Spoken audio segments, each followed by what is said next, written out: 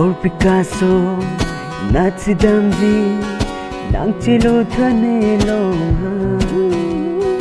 Col Picasso Nazi damji nang chilo thane longa Ruve muve le bangtame nang fancy le theglo Ruve muve le bangtame nang fancy le theglo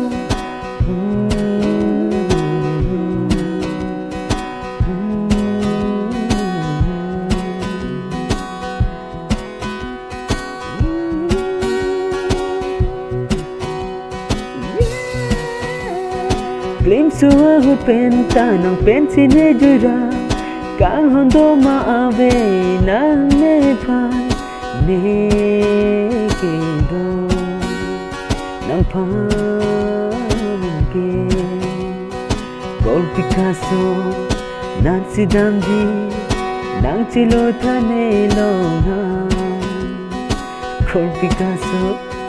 Nazi damji nang chilo thane longa